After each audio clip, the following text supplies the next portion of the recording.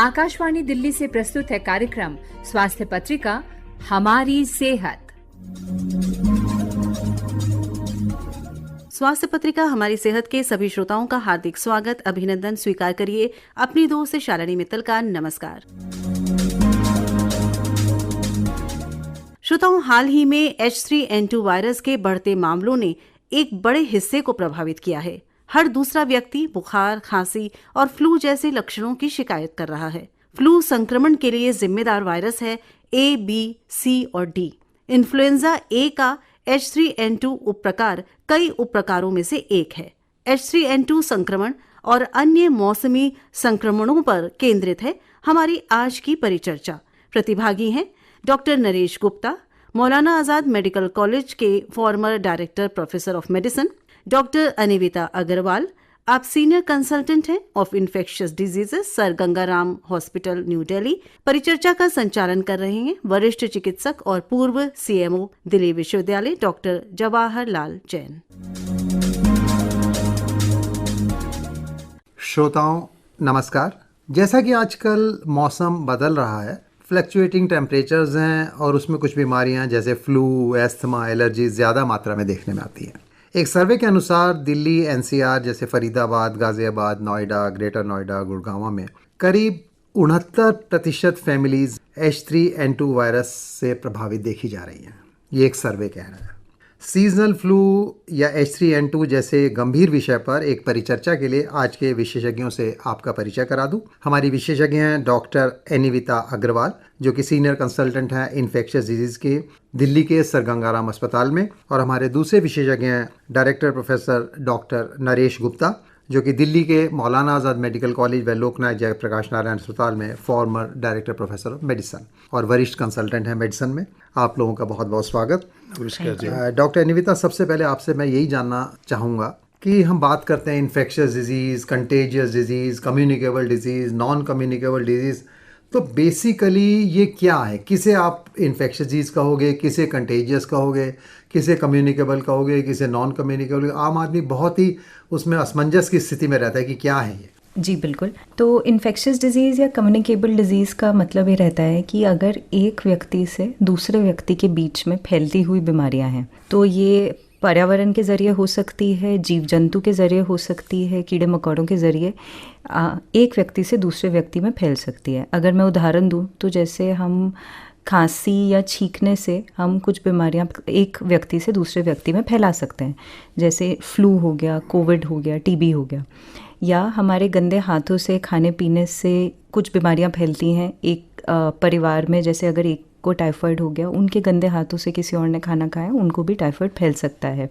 इस तरीके की बीमारियों को इन्फेक्शियस या कम्युनिकेबल बोलते हैं। नॉन कम्युनिकेबल डिजीज़ेस जैसे कि हमारी जेनेटिक बीमारियां होती हैं, जो हमारे परिवार में हमारे जेनेटिक्स के थ्रू फैलती हैं, बट एक व्यक्ति से दूसरे व्यक्ति के छूने या आसपास के पर्यावरण में नहीं फैलती, जैसे कि डायबिटीज़ हो गया, हाइपरटेंशन हो गया, थायराइड हो गया। तो ये BP, शुगर, थायराइड की जैसे बीमारियां होती हैं, इनको नॉन कम्युनिकेबल डिजीज़ेस कहते हैं।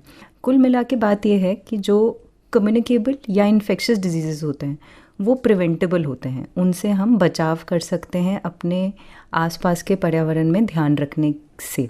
बट जो नॉन कम्युनिकेबल डिजीज़ेस होते हैं उनसे हम बचाव नहीं कर सकते, उनके लिए हम बस सतर्क रह सकते हैं। जी डॉक्टर नरेश गुप्ता, इस मौसम में जो आजकल जो बात ज़्यादा बहुत चल रही है, H3N2 वायरस क्या है, क्यों फैल रहा है, इसकी संख्या, इतने केसेस बहुत ज़्यादा देखना है, ज़रूरी नहीं कि दिल्ली NCR में, बाहर भी केसेस देखने में आ रहे हैं, तो बेसिकली क्या है ये H3N2, क्यों इसका नाम इतना ज़्यादा फैले जा रहा है, और या ऑर्डिनरी इन्फ्लुएंजा ही है या इससे कुछ फ़र्क है? ये देखिए, इन्फ्लुएंजा एक हमारी बहुत पुरानी बीमारी है। 100 साल पहले 1918 में सबसे पहला पेंडेमिक हुआ था, लेकिन ये उससे पहले एग्जिस्ट करता था। और ये वायरस है, और ये वायरस लाखों वायरस में से एक वायरस है। इसी तरह लाखों वायरस जो हैं, करोड़ों बैक्टीरिया होते हैं जो कि दूसरे भी माइक्रोब्स कहलाते हैं। तो इन सबको भी रहना है, जब मौसम अच्छा होता है ये भी घूमने आ जाते हैं। लेकिन अक्सर ये दो तरह के काम करते हैं। एक तो ये इंसान के लिए अच्छे होते हैं, they do good to the human beings. मतलब आपको अगर मैं कहूँ कि इंसान के अंदर 1 से 2 किलो का जो वज़न है वो बैक्टीरिया और वायरस से बना हुआ है, और उसमें 99.9 रेकरिंग % अच्छे हैं, और बहुत कम होते हैं जो खराब होते हैं, जो खराब होते हैं वही नज़र आते हैं। तो ये जो आपने H3N2 वायरस की बात करी, ये इन्फ्लुएंजा है। इन्फ्लुएंजा एक वायरस है। आप उसको ऐसा मान के चल सकते हैं कि जैसे कोविड का वायरस था, उसका भाई बहन वायरस है। ये भी RNA वायरस है, सिंगल स्ट्रैंड है। इन दोनों में कॉमन चीज़ क्या होती है कि वायरस जो है ना अपना भेष बदलता रहता है, रूप बदलता रहता है। ये मान लीजिए कि हथियार बदलता रहता है और हर हफ्ते 2 हफ्ते में बदल लेता है। जब वो बदल लेता है तो जो पहली वाली प्रोटेक्शन थी वो ख़त्म हो जाती है। नहीं तो कुदरती प्रोटेक्शन ऐसी होती हैं कुछ कि एक बार हो गया तो ज़िंदगी भर आपको दूसरा नहीं होने देती है। जैसे डेंगू की है जी, एक बार हो गया एक सीरोटाइप से तो वो ज़िंदगी भर दोबारा नहीं आएगा, लेकिन इन्फ्लुएंजा में ऐसा नहीं है। तो ये जो वायरस है इन्फ्लुएंजा का, जो कि 4 तरह के होते हैं ABCD, ये मुख्य तरह से माना जाता है। इसीलिए जो है ये जो आप H3N2 कह रहे हैं, ये इन्फ्लुएंजा के एक होता है। तो उसमें 2 तरह के एक प्रोटीन तत्व होते हैं, एक हीमोग्लूटिनिन जिसका H बनता है और एक N न्यूरोमिनिडेज जिसका कि N से बनता है। और वो 18 तरह के 11 तरह के होते हैं, किसी भी कॉम्बिनेशन में आते हैं। और ये ज़्यादातर जो है बर्ड्स में और पिग एनिमल्स में रहते हैं, लेकिन कभी कभी जोड़ तोड़ करके वो इंसान के अंदर आ जाते हैं, फिर उनको इंसान पसंद आता है। अब आप देखिए कि 150 साल से, 100 साल भी नहीं, 150 साल से वो ऐसा भ्रमण कर रहे हैं कि वो शरीर के अंदर आते हैं। आपको जान के आश्चर्य होगा कि एक साल में 1 बिलियन इन्फेक्शंस होती हैं। हमारा 1.4 बिलियन की पॉपुलेशन है, तो सोच लीजिए इतनी ज़्यादा होती है। इन्फ्लुएंजा से बाकियों से होती है अलग है। तो उसके 2 कारण हैं कि जब क्योंकि ये इतनी कॉमन इन्फेक्शन होती है और उसमें जो सीवियर इन्फेक्शन है वो भी समझ लीजिए 40-50 लाख होती है, 4-5 लाख उससे डेथ होती है। तो उसका प्रकोप इतना ज़्यादा होता है कि हर कोई प्रभावित हो जाता है जी। और इस मौसम में कुदरती तौर पे ऐसा है कि जो इन्फ्लुएंजा का वायरस है वो ज़्यादातर देशों में सर्दी पसंद करता है, तो सर्दियों में जाता है। अमेरिका हो, यूरोप हो, इंडिया में और ट्रॉपिकल कंट्रीज़ में वो जो है गर्मियों में और बरसात में आता है। ये लोग भूल जाते हैं क्योंकि हम लोग सिर्फ अमेरिकन बुक्स पढ़ते हैं जी। तो उसमें आप देखेंगे जुलाई से लेके अगस्त सितंबर तक का जो महीना होता है उसमें बहुत ज़्यादा होता है। और ये मान के चलिए कि 10% से लेके बच्चों में 30%, 40% तक की अटैक करता है। एक इसकी खास बात ये है कि इसका जो रेट होता है अटैक करने का, एक से दूसरे का फैलने का, ये कोविड से भी ज़्यादा होता है। तो जहाँ एक घर में होगा वहाँ सबको आएगा। और एक चीज़ और जो आपको समझने की है कि जो ये बीमारी होती है, जिसको भी होती है, जरूरी नहीं है कि उसके पास लक्षण हो। बिना लक्षण के वो अपने आप तो ठीक रहेगा, तंदुरुस्त रहेगा, लेकिन बिना लक्षण के वो दूसरों को फैलाता रहेगा। तो इसलिए बहुत ज़्यादा प्रकोप है इसका। जी डॉक्टर नीता, जैसा डॉक्टर नरेश गुप्ता कह रहे हैं कि ये ज़्यादा फैल रहा है, सिम्टम्स भी ना भी हों। बेसिकली अगर हम कहें कि मोटे तौर पर H3N2 में और कोरोना में क्या डिफरेंस, क्या ये कोरोना का ही सब टाइप है या ये एब्सोल्युटली डिफरेंट वायरस है, क्या है? देखिए, वायरस की अगर हम बात करें तो वायरस को हम इस तरीके से समझ सकते हैं कि इस देश में भिन्न भिन्न तरीके के लोग हैं। कुछ अफ्रीकन रहते हैं, कुछ इंडियन रहते हैं, कुछ अमेरिकन रहते हैं सब इंसान। तो वैसे ही कोरोना और इन्फ्लुएंजा है वायरस, जैसे डॉक्टर नरेश ने बताया कि ये कुछ दिनों में बदलते रहते हैं, बट हैं अलग, बिल्कुल अलग हैं। इनके सिम्टम्स सिमिलर हो सकते हैं, इनका रहना चलना सिमिलर हो सकता है, बट वायरस बिल्कुल अलग है। इनको ट्रीट करने का, पहचानने का तरीका बिल्कुल अलग रहता है। तो सिमिलैरिटीज़ अगर मैं बोलूँ, इनकी जो सामान्यता है दोनों वायरसेस में, वो ये हैं कि दोनों सर्दी, खांसी, बुखार, जुकाम के सिम्टम्स करते हैं। जो कमज़ोर व्यक्ति होते हैं, जिनको पहले से कुछ जटिल बीमारियां होती हैं, उनमें ये ज़्यादा गंभीर सिम्टम्स करते हैं। बट इनका ट्रीटमेंट फ़र्क है, इनका देश भर में जो गंभीरता है वो फ़र्क है। कोविड जैसे महामारी पर कोविड आया चला गया, इन्फ्लुएंजा गया नहीं। इन्फ्लुएंजा गया नहीं। तो डॉक्टर नरेश, ये जो अर्ली सिम्टम्स की अगर हम बात करें तो आजकल हर घर में पता लगता है उसको खांसी हो गई, ज़ुकाम हो गया, रनिंग नोज़ है, बॉडी एक है, हेड एक है, क्या यही सारे सिम्टम्स है? और फीवर को अगर हम कहें तो फीवर क्या हर एक में होना ज़रूरी? और आप नॉर्मल टेम्परेचर आप कितना मान रहे हैं? कोई कहता है जी मुझे 98 है, शाम को 99 हो गया, कोई कहता है 97 सुबह है 99, और कोई कहता है साहब 98 99 तो कोई फीवर ही नहीं होता। तो क्या इसमें H3N2 में या सीजनल इन्फ्लुएंजा में फीवर होना ज़रूरी है? और बेसिक मेनली मोटे तौर पे क्या सिम्टम देखने में आ रहे हैं आजकल? देखिए, जितने सिम्टम्स आपने गिनाए हैं ये ऐसे हैं कि किसी भी इन्फेक्शन में जो कि हमारा श्वास के द्वारा हवा के द्वारा अंदर जाते हैं उसमें आते हैं। और जब आप सांस लेते हैं उसमें दर्जनों वायरस अंदर जाते हैं और दर्जनों से ज़्यादा बाहर आते हैं। तो उसमें कई सारे ऐसे होते हैं जो कि इस तरह सिम्टम्स लक्षण कर सकते हैं। चाहे उसमें बुखार हो, जब गले से नाक से जाएगा तो गले में खराश करेगा, सोर थ्रोट होगा, खांसी होगी, सांस भी चढ़ सकता है। और ऊपर जब वो शरीर के अंदर जाता है दिमाग के अंदर हेडेक भी कर सकता है, मेनिंजाइटिस भी कर सकता है, निमोनाइटिस भी कर सकता है। तो ये सारे लक्षण एक से होते हैं। तो लक्षण के बेसिस पे आपको ये कहना कि ये इन्फ्लुएंजा है या नहीं है बड़ा मुश्किल होता है। सबसे ज़्यादा कॉमन वायरस जो अडल्ट्स में देखा जाता है वो है राइनो वायरस। उसके भी 100 से ज़्यादा होती हैं। लेकिन मौसम के हिसाब से देखा जाए ये मौसम ऐसा है जिसमें कि इन्फ्लुएंजा खास तौर से अटैक करता है। तो हम लोगों की एक फिलॉसफी होती है कि जो चीज़ कॉमन होती है वही होती है। अगर हमने इसमें गिनती करके देखिए, अभी हमारे यहाँ जो है NCDC ने करे थे इस साल मेरे ख्याल से 3000 उन्होंने कहा इन्फ्लुएंजा के केस हैं। लेकिन 3000 से कोई मतलब नहीं है। 3000 इज ओनली इंडिकेटिव, जैसे कोविड में भी होता था। अगर आपने 3000 केस दिखा दिए हैं जिनको कि बुखार होता है, और बुखार होना जरूरी नहीं है इन्फ्लुएंजा में, बुखार होता है, अच्छा नहीं लगता है, मलेज होता है, खाने की इच्छा नहीं करती है, पड़े रहो बस, खांसी होती है, बदल में दर्द करता है, हेडेक भी होता है। तो अगर ऐसा होता है तो जिस फैमिली में या जिस सोसाइटी में या जिस सिटी में या जिस प्रदेश में हो रहा है, अगर उसमें बाकी सब इन्फ्लुएंजा के 3000 टेस्ट पॉजिटिव हैं, देश में की बात कर रहा हूँ मैं, तो उसमें हम ये मान के चलते हैं कि सारे उसी के ही होंगे और उसमें आप ठीक रहोगे, मतलब आप उसमें गलती नहीं कर रहे हो। तो इस हिसाब से देखा जाए तो ऐसे ही कोविड में होता था जी, कि जब एक को है तो सबको होगा। आप देखिए उस समय इन्फ्लुएंजा नहीं था हमारे यहाँ, नहीं आता था, इवन इन मौसम में भी नहीं आता था। तो ये जो इन्फ्लुएंजा का ये है H3N2, इसमें दो चीज़ बड़ी गंभीर हैं।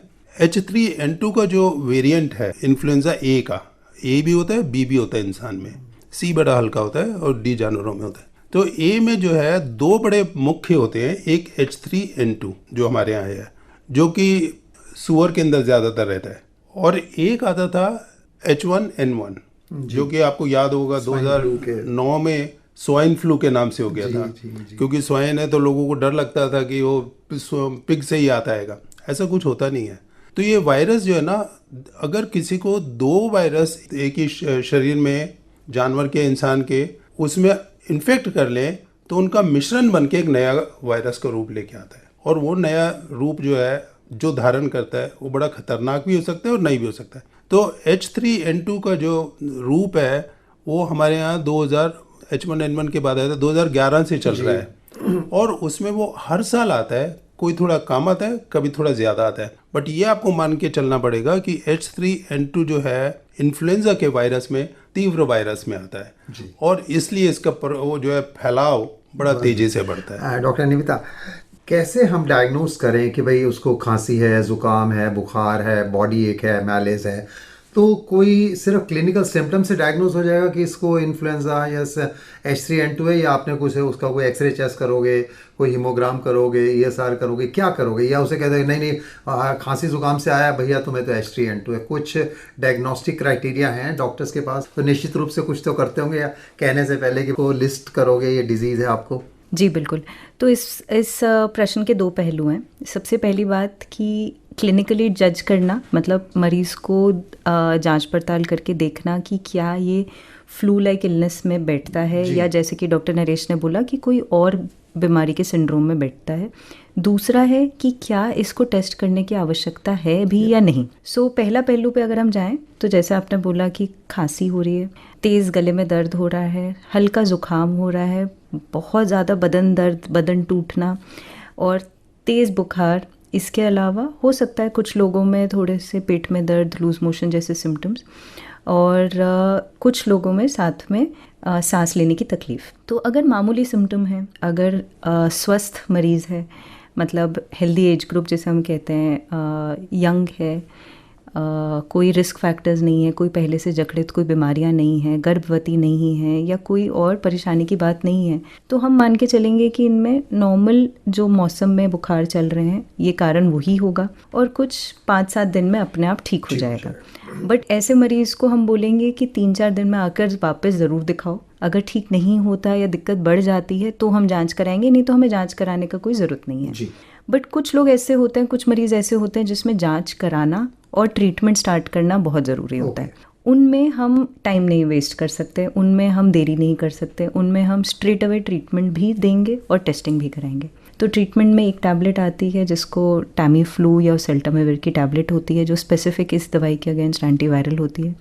तो वो दवाई भी शुरू करेंगे और उनकी टेस्टिंग भी कराएंगे। तो जैसे कोविड में टेस्टिंग होती थी, गले और नाक में से स्वैब लेके टेस्टिंग करते थे, उसका वायरल पीसीआर करते थे, वैसा ही इन्फ्लुएंजा का पीसीआर रहता है। बट किन मरीज़ों को वो टेस्ट कराना है या ट्रीटमेंट कराना है, वो पहचानना डॉक्टर के लिए बहुत ज़रूरी रहता है।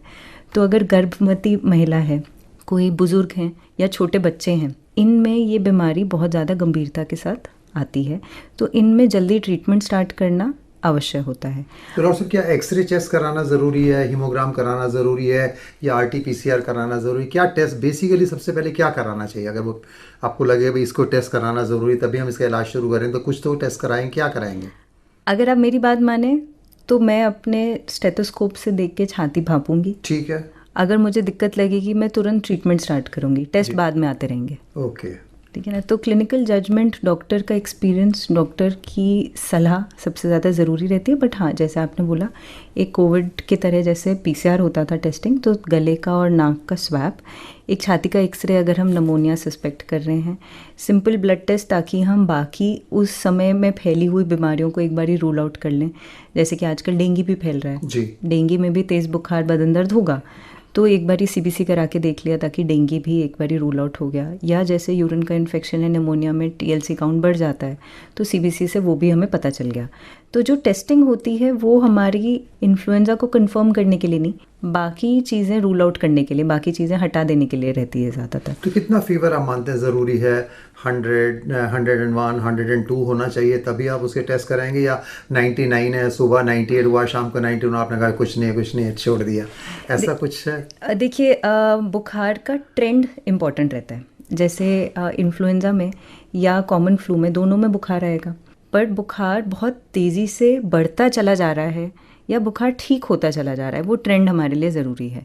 तो पहले दूसरे दिन हम कुछ ना भी करें, बट तीसरे चौथे दिन अगर बुखार बढ़ता ही चला जा रहा है, तबीयत ख़राब होती ही चली जा रही है, वो ट्रेंड इम्पॉर्टेंट है। आमतौर पे इन्फ्लुएंजा में पहले दिन ही 103, 104 बुखार बिल्कुल कपकपी के साथ, बदन टूटने के साथ आ जाता है। कॉमन फ्लू जैसे राइनोवायरस, एडेनोवायरस, आरएसवी, ये सारे जो वायरसेस रहते हैं, इनमें हल्का हल्का धीरे धीरे बुखार बनता है, या कभी कभी बुखार बनता ही नहीं, सिर्फ हरारत जैसा, थकान जैसा महसूस होता है। तो इन छोटे लक्षणों से हम थोड़ा डिफ्रेंशिएट कर सकते हैं, इन दोनों में बदलाव कर सकते हैं। बट जहाँ तक टेस्टिंग की बात है, वो टेस्टिंग एंड ट्रीटमेंट, जाँच करना और दवाई देना कुछ ही लोगों में रेकमेंडेड है, कुछ ही लोगों में सलाह करा जाता है। जैसे कि प्रेग्नेंट वुमेन हो गई, इम्यूनो कॉम्प्रोमाइज लोग हो गए, जिनको पहले से बहुत सारी बीमारियां हैं, हार्ट की, किडनी की, लंग की, जिनका ट्रांसप्लांट हो रखा है, या सबसे ज़रूरी हेल्थ केयर वर्कर्स जो हॉस्पिटल में काम कर रहे हैं, क्योंकि अगर वो बीमार हैं तो वो और मरीजों को भी बीमार करेंगे। डॉक्टर नरेश, क्या इसका निश्चित इलाज संभव है, या लोग कह रहे हैं आजकल वैक्सीन लगवा लो जी, न्यूमोकॉकल वैक्सीन लगवा लो, बिल्कुल ठीक हो जाओगे, और अगर एक बार इन्फ्लुएंजा हो गया तो भी लगवा लो, तो वैक्सीन के बारे में कुछ कहना चाहेंगे, और क्या इसका निश्चित इलाज संभव है? बिल्कुल, मैं वैक्सीन नहीं, जो कि बचाव के लिए, इलाज भी बड़ा कारगर है, वैक्सीन भी बड़ी कारगर है, और डायग्नोसिस भी बड़ा कारगर है। सवाल ये कि थोड़ा कन्फ्यूजन होता है। जैसे आप फीवर की बात कर रहे थे, बुखार की, कि बुखार कौन सा बुखार, 38 डिग्रीज माने, किताब तो 38 डिग्री सेल्सियस मानती है। बुखार जो है सवेरे और शाम में फ़र्क होता है, सवेरे से लेकर शाम में वो 1 से 1.5 डिग्री तक ज़्यादा होता है। लेकिन नॉर्मली कोई भी बुखार नहीं नापता है, पर जब तकलीफ होती है तो नापता है जी। फिर उसमें ये पकड़ा जाता है कि मेरा सवेरे नहीं था, शाम को आ गया। जरूरी नहीं है। आई थिंक बुखार ये मान के चलो, एक वर्ड यूज करते हैं, हमारे एम्स में पढ़ते थे, वो कहते थे अंदर का बुखार है, बाहर नहीं आ रहा है। If somebody is feeling feverish, अगर उसको लग रहा है तो हम बुखार मानते हैं। डायग्नोसिस की जो बात है डॉक्टर साहब ने करी दी है, लेकिन मेरा ये मानना है कि हम लोगों की एक रिस्पॉन्सिबिलिटी होती है, खासतौर से जो बड़े अस्पताल या बड़े कॉलेजेस हैं, उनकी रिस्पॉन्सिबिलिटी होती है कि सर्वेलेंस करें। और हमारे देश में सर्वेलेंस को हम ला नहीं पा रहे हैं। सर्वेलेंस का मतलब ये है कि आज जुलाई में ये बुखार आया, खांसी आई, तो हम देखें कि किस वजह से है, और हमको पता है कि ये हमारे वायरस है, 12 वायरस है, उसमें सबके टेस्ट करें कि कौन सा है, और जो नहीं पता चल रहा है उसके लिए फिर आगे देखें। इनफैक्ट जो कोरोना वायरस था कोविड का, उसकी भी ऐसी ईजाद हुई थी। तो वैक्सीन के बारे में क्या कहेंगे आप? वैक्सीन के बारे में बता देता हूँ आपको। जब 1918 में ये आया था, उसके बाद ये देखा गया था कि अगर किसी इंसान का जिसको कि ये बीमारी हो चुकी है उसका खून चढ़ाया जाए तो उससे बचाव होता है। तो उन्होंने बड़ी क्रूड वैक्सीन बनाई थी 1930 में। वर्ल्ड वॉर आया था 40s में, उसमें अमेरिकन्स ने एक वैक्सीन बनाई एक योग बेस्ड, और वो बड़ी कारगर हुई। तब से लेके 1950 से लेके और आज तक वो सारी वैक्सीन बड़ी कारगर है। इनमें इजाद ज़्यादा हो गई है, एक के बाद जो है सेल बेस्ड भी आ गई हैं, और उनकी इतनी अच्छी एफिकेसी है कि ये कहा जाता है कि अमेरिका में सबको वैक्सीनेट कराया जा रहा है। हमारे यहाँ वैक्सीन जो है ना नहीं लेते हैं, और वैक्सीन जो है 2 3 4 लोगों को तो लेनी चाहिए, वो मैं बता देता हूँ। पर आज का तारीख में ये मानना है कि वैक्सीन सबको लेनी चाहिए 6 महीने के ऊपर से लेके कभी तक। सिर्फ किसी को अगर पुरानी कोई वैक्सीन से रिएक्शन हुआ वो मना कर दे कि मेरे को पहले हो चुका है। इसमें अब किसको सबसे ज़्यादा है? सबसे ज़्यादा वैक्सीन का फ़ायदा आता है बच्चों को, सबसे कम फ़ायदा आता है बुजुर्गों को।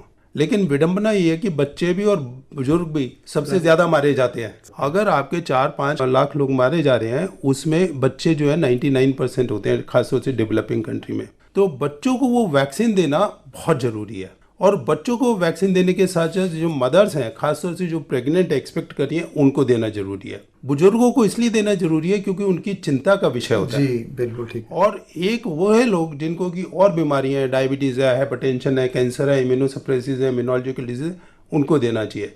एक खास बात वैक्सीन की ये है कि ये वैक्सीन हर साल नई बनती है जी। जिस तरह के वायरस का जो टाइप है उसमें देखा गया है, उसको देखते हुए नई वायरस बनाते हैं कि वैक्सीन लगाते हैं। तो हर किसी को जिसको लेनी है ये, वो हर साल उस वैक्सीन को लेगा, और वही देख ले कि जिस साल वो ले रहा है उसमें मैन्युफैक्चरिंग उसी साल की हो। तो वैक्सीन का जो फ़ायदे हैं वो काफ़ी है, बहुत ज़्यादा रोल है, और इलाज का भी रोल बहुत ज़्यादा है, जो कि डॉक्टर साहब ने बता दिया है जी। जो कि घर के लोगों का ही बचाव करता है वैक्सीन की तरह से।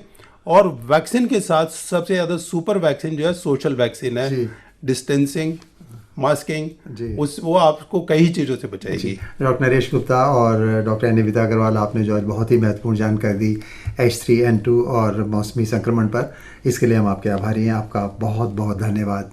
नमस्कार। Thank you so much. नमस्ते। H3N2 संक्रमण और अन्य मौसमी संक्रमण।